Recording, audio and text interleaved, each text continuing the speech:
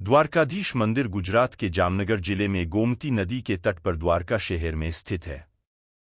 यह मंदिर द्वारका का मुख्य मंदिर है, जिसे जगत मंदिर, ब्रह्मांड मंदिर या रणछोड़राय मंदिर भी कहते हैं। यही गोमती द्वारका भी कहलाती है। भगवान विष्णु या उनके अवतार भगवान कृष्ण को समर्पित द्वारकाधीश मंदिर चारधाम रामेश्वरम, बद्रीनाथ, द्वारका और जगन्नाथपुरी में से एक एवं मोक्षदायिनी सप्तपुरियों में से एक है।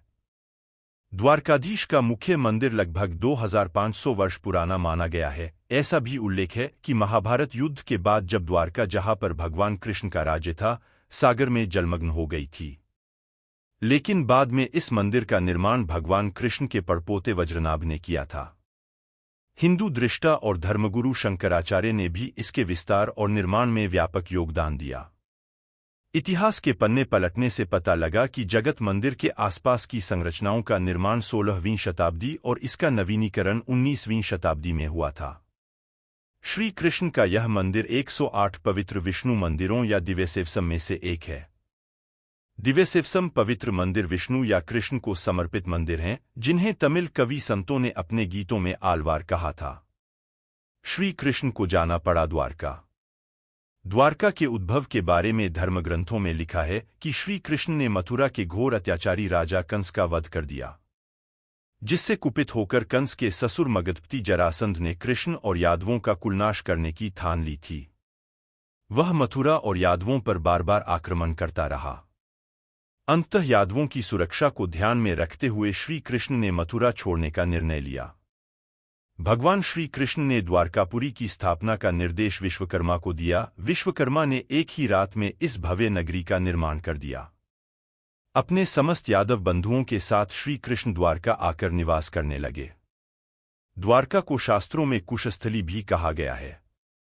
ऐसी मान्यता है कि सतयुग में महाराजा रैवत ने समुद्र के मध्य की भूमि पर कुश बिछाकर कई यज्ञ किए थे। यहां कुश नाम का ही एक दानव, जिसने बहुत उपद्रव फैला रखा था। ब्रह्माजी के अनेक प्रयासों के बाद भी जब वह दानव नहीं मरा तो त्रिविक्रम भगवान ने उसे भूमि में गाड़कर उसके ऊपर उसी के आराध्य देव कुशेश्वर की लिंग मूर्ति स्थापित कर दी। दैत्य द्वारा प्रार्थना करने पर भगवान ने उसे वरदान दिया कि द्वारका आने वाला जो व्यक्ति कुशेश्वर के दर्शन नहीं करेगा, उसका आधा पुण्य उस दैत्य को मिलेगा। श्री कृष्ण ने द्वारका में 36 वर्ष तक शासन किया। जब श्री कृष्ण ने वैकुंठ प्रस्थान किया तो द्वारका नगरी समुद्र में स्वतः ही डूब गई। केवल कृष्ण का मूल मंदिर ही बचा रहा। कुछ वर्षों पहले नेशनल इंस्टीट्यूट ऑफ ओशियनोग्राफी को समुद्र के अंदर प्राचीन द्वारका के अवशेष प्राप्त हुए थे। श्री कृष्ण की द्वारका नगरी की दीवारें आज भी समुद्र के गर्त में मौजूद हैं। अद्भुत है द्वारकाधीश मंदिर। चूना पत्थर से बना हुआ 7 मंजिला द्वारकाधीश मंदिर, जिसकी ऊंचाई करीब 157 फीट है। बाहरी दीवारों पर सजावट कृष्ण की जीवन लीलाओं का चित्रण करते हुए की गई है। आंतरिक भाग साधारण और सौम्य है। मंदिर के 2 प्रवेश द्वार हैं। जो दक्षिण में है उसे स्वर्ग द्वार कहा जाता है। तीर्थयात्री आमतौर पर इसी द्वार के माध्यम से मंदिर में प्रवेश करते हैं। उत्तर की तरफ जो द्वार है उसे मोक्ष द्वार कहा जाता है। यह द्वार गोमती नदी के 56 तटों की ओर ले जाता है।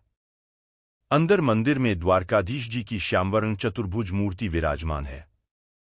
भगवान ने हाथों में शंख, चक्र, गदा और कमल धारण किए हैं। बहुमूल्य अलंकरणों तथा सुंदर वेशभूषा से सजी प्रतिमा हर किसी का मन मोह लेती है। इस मंदिर का शिखर 43 मीटर ऊंचा है, जिसके ऊपर एक बड़ा ध्वज लगा हुआ है, जिस पर सूर्य और चंद्रमा बने हुए हैं। यह विश्व की सबसे बड़ी ध्वजा है, जिसे 10 किमी की दूरी से भी देखा जा सकता है। यह ध्वजा दिन में 3 बार बदली जाती है। इस अवसर पर ढोलंगाड़ों की गूंज के साथ यहाँ का माहौल अत्यंत आध्यात्मिक एवं उत्सवी हो जाता है। मंदिर के दक्षिण में भगवान त्रिविक्रम का मंदिर है। इसमें राजा बलि तथा संकादी चारों कुमारों की मूर्तियों के साथ साथ गरुड़ जी की मूर्ति भी विराजमान है। मंदिर के उत्तर में प्रद्युम्न जी की प्रतिमा और उसके पास ही अनिरुद्ध व बलदेव जी की मूर्तियां भी हैं। मंदिर की पूर्व दिशा में दुर्वासा ऋषि का मंदिर है।